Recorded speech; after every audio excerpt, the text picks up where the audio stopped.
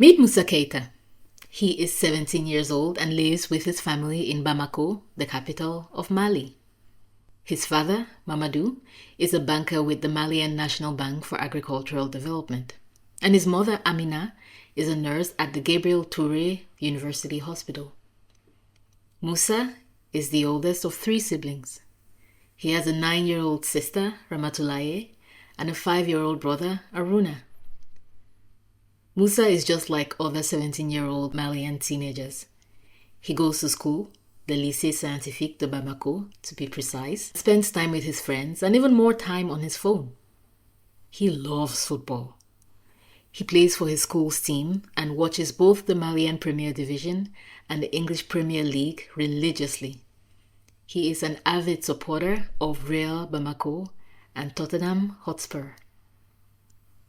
Musa also loves to read. Historical accounts are his favorite. With a name like Musa Keita, you can't exactly get away from history.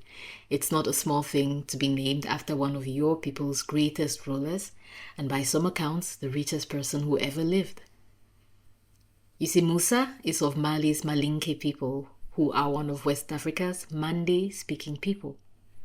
The Malinke are the largest subgroup of Mande-speaking people, and so some of the most illustrious figures from the history and legends of Mande-speaking people claim Malinke heritage. You name it, they have it. Famous musicians, Salif Keita, Fatoumata Diawara, Toumani Diabate, Mamadou Diabate. Politicians, 3 presidents including Modibo Keita, the very first president of Mali, and 2 prime ministers. There is also activist Awa Keita, the first woman ever elected for a parliamentary seat in a colonial African country. Footballers, countless. Historical legends, well, there's that name Keita, as in Sundiata Keita, as in Musa Keita, or Mansa Musa, the Mansa Musa. Our Musa wears the name well. He is an intelligent but mild-mannered boy. Tall for his age, but he carries himself with the dignity of a child who knows his lineage. He is loved by his family and takes his responsibilities as firstborn son and big brother very seriously. He is well liked and respected among his friends, who teasingly call him Mansa. His teachers think of him as intelligent and confident, and his football coach believes he might even have a future in the profession. He believes this so much, he endorsed Musa as the captain of the school's team. Musa's father believes the boy could become a world-class player if he chose to. He's seen his son play and knows the boy is wildly talented. But most importantly, Musa loves the game with a devotion deep enough to fuel a career. Musa's mother is not too enthused by the idea. Amina would rather her son chose a reliable and respectable profession, like a doctor. But Musa has other aspirations. He loves football, but doesn't want to play professionally. He respects the medical field and plans to study medicine in university, but he is deeply inspired by the stories of his people, and what he really, really aspires to be is a politician. Maybe even president, like so many great men from his lineage. Mamadou and Amina, his parents, are skeptical. Of course, they revere the great rulers and politicians of their lineage, but like most Africans, they are wary of their political class. They rarely discuss politics at home, and when Musa talks about his aspirations, they fall silent. So where did Musa's dream and resolve come from? Well, it all started with a dream. Hello, friends, and welcome to the Mythological Africans podcast, where we read and talk about stories from African mythology and folklore. I am your host, Helen Mande.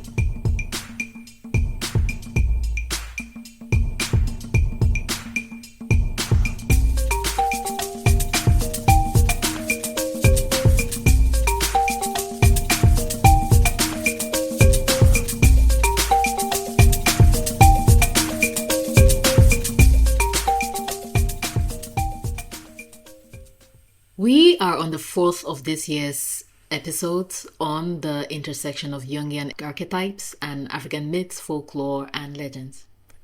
We've done quite a bit of legwork so far. We've explained some foundational Jungian terms like the collective unconscious, and we've defined what an archetype is, explained some of its characteristics and dimensions and types.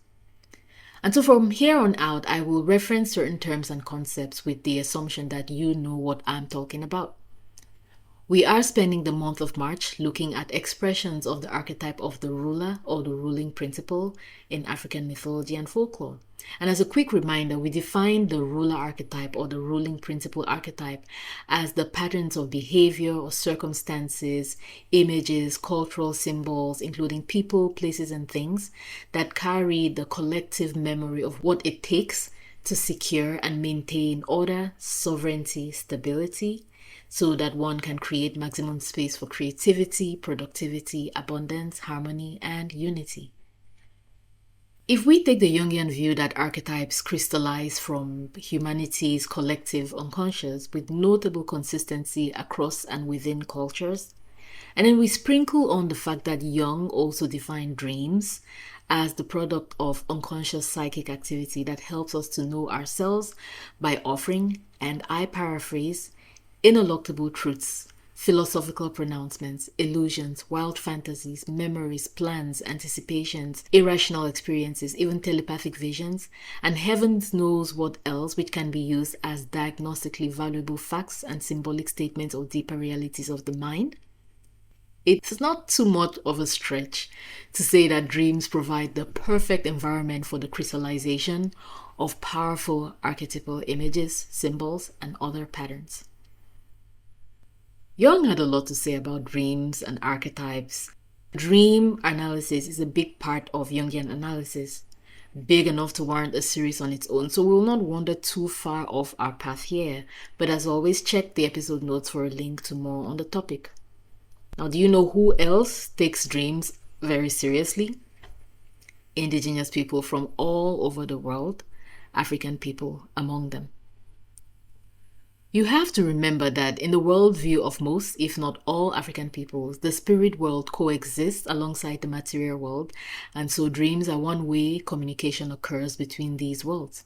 Matter of fact, I think it's important to emphasize that when it comes to dream analysis, Western psychology actually is catching up to and has a lot to learn from indigenous cultures. As Atlanta-based psychologist and cultural educator Nicole Good puts it, dreams are both diagnostic and prescriptive in indigenous cultures, offering knowledge that can heal personal ailments and address collective imbalances. One of the most interesting bits I've come across while familiarizing myself with Jung's work is the account of a conversation he had with the diviner of the Bamasaba people who live around Mount Elgon in Uganda. And in this conversation, the diviner told Jung, "We have no dreams anymore since the British are in the country." Of course, Jung asked why the British colonial presence had caused his people to stop dreaming. "Oh, the district commissioner knows everything. God now speaks in dreams to the British and not to the medicine man, because it is the British who have the power." In the words of Frank McLean, who was Jung's biographer, this inability to dream, this dream loss, represented a spiritual crisis within the most intimate interiority and personal subjectivity of people living under oppressive colonial conditions. And it also reflected broader social, economic, and political realities within which indigenous dreams lost clarity and force in the world. Which is why our friend Musa, who we met in the introduction's dream, is very important. The dream is so important, I'll tell you what he dreamed. In Musa's dream, he's a midfielder for Real Bamako, his favorite Malian team. They make it to the finals of the Coupe du Mali Orange, playing against Joliba AC, another Bamako-based football club. It's a big game, and among the spectators are the president, the prime minister, and other important people in the country. There are also representatives from some European clubs present, some of whom have talked to his coach. The game is grueling. Real Bamako scores in the first half, but Joliba AC equalizes within 3 minutes, and then they beat back all efforts by Real Bamako to gain an advantage. And so the game ends with no winner, which means it progressed to penalty shootouts. At the end, it all falls to Musa, who has the last kick. If he scores, Real Bamako wins. If he doesn't, Joliba Ase wins. Musa feels the pressure, but he's confident in his abilities. Also, he'd noticed that the Joliba goalie increasingly favored his right leg. If he feinted enough to fool the man, he could trip him up, leaving the goal post wide enough for what would be a winning kick. Musa steps up to the ball. The stadium falls completely silent. The over 35,000 people present and hundreds of thousands more watching on television or listening on radio hold their breaths. Musa feels the weight of their expectations press down on him, and he shrugs it off with a sharp breath. He focuses on the ball and his intended play. He takes a step back, prepares himself to kick, and then loses all feelings in both legs. The crowd roars as he crumples to the ground.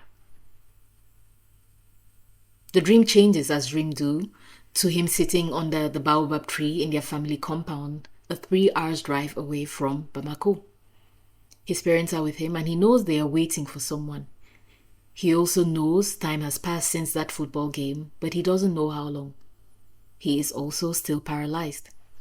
He is too angry to be despondent and yet too terrified to express his anger. Why would such a thing happen to him at that time? Why had the doctors not been able to help? Not only had he lost his dream of career success, but he couldn't earn a living or marry or be a fully functional adult man the way he wanted to be, the way he used to be. The tragic circumstances around his paralysis had cost him everything. His friends had stopped visiting. His family members still came to see him, but you could see their fear and hesitation. Could it be true, as he'd heard whispered, that a jealous teammate had bewitched him?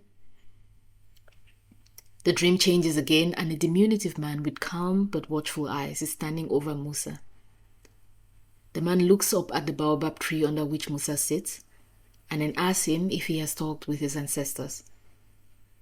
Musa looks to his parents for an explanation. They have not spoken, Musa's father responds tightly. The man, who Musa now knows to be a Marabu, shakes his head and mutters to himself about modern people and their stubbornness. The dream changes again and Musa's mother is holding something in her hand, but he cannot see it. She addresses Musa as a descendant of the great Sundiata Keita, the sorcerer who defeats sorcerers. She presses what she is holding into his hands, and when he looks at it, he sees that it is a branch from the Sungongko tree that grows in the yard of their house in Bamako. He hears a growl and looks up to see a lion prowling towards him. The dream changes again and Musa finds himself in a large, luxuriously decorated office, wearing a gleaming white bubu with gold thread embroidering. Across his chest is a sash of the Malian flag. He is standing, and next to him are his parents, beaming with joy and pride. A crowd of people fill the office, and among them is a Marabu. He stands out because he is holding a black ram and a dog. The ram bleats loudly and the dog growls menacingly, but no one seems to notice. The man smiles at Musa, turns around, and walks away, leading the animals along with a rope. Musa realizes now that he is sitting on a horse and he is holding something. He lifts what he holds into his field of vision and sees that it is a metal rod. It's a little bent. Musa Keita in this story, by the way, is not a real person. He is completely made up. But if you enjoyed my little story, I'm glad. Now you might be wondering why I made this story up. Well, as I thought about Jungian archetypes and rulership and African mythology and folklore and culture in general, I started wondering how a regular African person might experience an encounter with archetypal images, and dreams were the most logical answer. Now keep in mind that drawing meaning from symbols and such in dreams is a quintessential human activity, as we've talked about before. African people are prolific with this, so I'm not suggesting that this is a uniquely Jungian phenomenon. But that doesn't change the fact that the role archetypes might show up in and shape Jungian dream analysis is similar to the way symbols and ideas and items might show up in and shape meaning in typical traditional African dream analysis and interpretation. The difference is in who is doing the analysis and interpretation, where they believe the information is coming from, and how they name and explain the phenomena that occur in the dream. So what are some of the symbols and ideas and items and phenomena in Musa's dream, and what might they mean? If you're familiar with the different versions of the story of Sundiata Keita, founder of the Mali Empire, then some of these things might be familiar to you. First, there is the paralysis that strikes a person poised for greatness. Now in Sundiata's story, he is paralyzed after his stepmother, Sasuma Berete, curses him. Sasuma believes Sogolon, Sundiata's mother, supplanted her and caused her son Dankaran to lose his place as the heir to the throne. There are different accounts about how Sundiata's paralysis was healed. In one version of the story, told by the griot Mamadou Kouyaté and novelized by Guinean playwright and historian Djibril Tamsir Niane, Sasuma mocks the paralyzed Sundiata so harshly, he asks the blacksmiths, also very powerful people, to make an iron rod which he uses to lift himself upright and walk. His weight causes the rod to bend into a bow shape. Sundiata acquires enough skill with the bow to become a respected hunter and warrior, and eventually conquers his people's arch-enemy, Sumanguru. In another version of the story, told by griot Fa Digi Sissoko and recorded by American folklorist and ethnomusicologist John Williams Johnson, not even with great bars of iron could Sundiata raise himself. But his mother gives him the branch of the Sungoko tree, and he uses it to push himself upright. The Sugonko tree, called the custard apple tree in Johnson's account, is different from what the custard apple tree actually is. Johnson gives the name Diospyros mespiliformis, which is the jackalberry tree or the African ebony tree. The custard apple tree or the African custard apple tree is Annona senegalensis. It is also known as a wild soursop tree. What's interesting is that decoctions of the root bark of the African custard apple tree is used in traditional medicine in Burkina Faso to treat epilepsy, and epilepsy is a condition that has been known to cause temporary paralysis. It even showed some promise in my studies if we want to look at it from the scientific angle. I thought this was an interesting tidbit, but it's not clear to me which plant exactly is referred to in this story, so I'll have to dig into that some more at some point.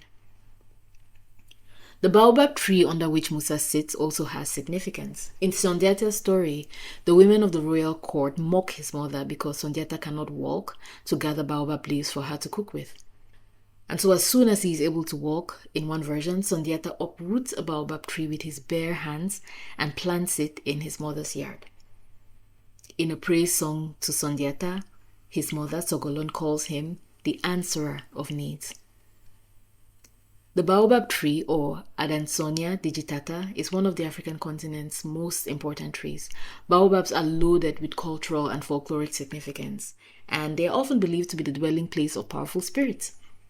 So many communities have baobab trees or some other big tree, which were, and in many places still are, the primary gathering place where elders meet to discuss affairs of importance to the community. The leaves, the fruits, the seeds of the tree are all edible. The bark is used to make ropes, baskets, and mats, and the fruit pods are hardy and durable, so they can be used to make containers or fishnet floats and musical instruments.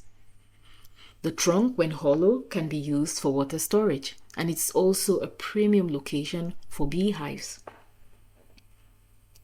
Now, among Mande-speaking people, a ruler has two places of power: the inner sanctuary, accessible to himself and a selected trusted few when warranted, and the public gathering place, often under a tree like the baobab tree, where he meets with elders to discuss matters of community and state.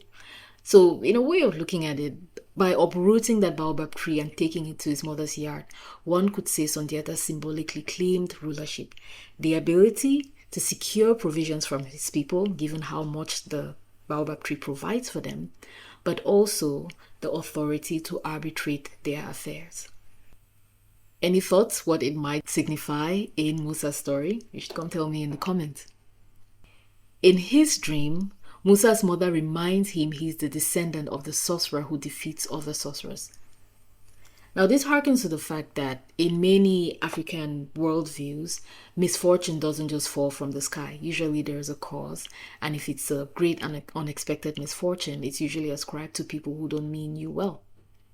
So in that instance, she's saying, hey, if this thing that has happened to you is because of someone who did it to you, then know that you also have spiritual power.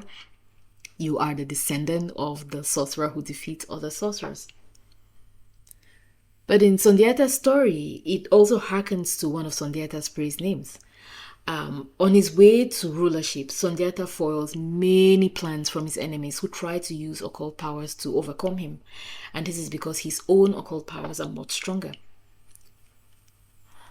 This connects to what we talked about as we're laying the foundation for discussing the rulership archetype, because the hero and the magician archetypes tend to go together, leading towards the ruler archetype. And the ruler archetype also leans into the hero and the magician archetype. Now, Sundiata couldn't become ruler without the power to beat his enemies on all fronts. And this is a powerful reminder from mother to son. And even that interaction with his mother is significant. Sundiata's mother, Sogolon, was his biggest champion in many of his stories, and usually the spiritual power behind his success. Now, the prowling lion. The lion is a nearest universal symbol of royalty, but in this case, it's a particularly potent one. The last two syllables in the name Sundiata alludes to lion. According to different sources, the name Sundiata means Sogolon's lion, or lion prince, or hungry lion. Sundiata was also called Marietta, or the Lion of Mali. And various Mande kingdoms gave the king the honorific Jara, which means lion. Rams and dogs show up in Sundiata's story as sacrificial animals that secures Sundiata's victories and protections. And in Musa's dream, they might be looked at the same. Similarly, the Marabu, or a spiritual advisor, guides his family and is present to witness his healing and ascension, even though no one else can see him. Similarly, stories about Malinke and other Mande rulers, including Sundiata himself, always includes trusted spiritual advisors who offer guidance, even if the person is a powerful spiritual figure themselves. What I try to do with this story and in this episode is not be too didactic with things, but to tease out images, ideas, events, and symbols that, based on the story of Sundiata and other folklore from Mande-speaking peoples about their rulers, other legends, and indeed other African people, might fall under the rulership archetype. And this is a bit of a simplistic draw a line from point A to point B way to look at it. But as you see, there are many symbols and ideas and things like that, some specific to the Mande people and some universal, that point to rulership. Now, if Musa talked with a classically trained Jungian analyst, they would be able to draw, insights and offer help. Musa's paralysis might be thought to mean he feels a bit stuck in the roles he's expected to play, despite the success and respect he already commands. Similarly, the ram, goat, lion, trees, marabou, horse, and rod would be discussed. But without access to the archetypal symbols and meanings in the collective unconscious of Mande-speaking people who claim the stories of Sundiata and other great rulers as theirs, a deeper level of interpretation and inspiration, as far as rulership is concerned at least, might be missed. Now, Musa, who is a Malinke boy through and through, a Keita for that matter, and who loves history, presumably would know the stories of his lineage, and he sees the symbols in his dream, and is familiar enough with what they might be pointing to. And in my fictional account, he follows his instinct and interest to imagine a future based on the dream. This, by the way, is a natural and human thing to do, and in the case of African rulership, follows a very well set precedent. What might he hear if he presents this dream to an actual Malinke Marabou? I don't know, but I sure would like to. We'll stop here for that week, but come back next week for more on the ruler or ruling principle archetype in African mythology and folklore. Thank you as always for listening.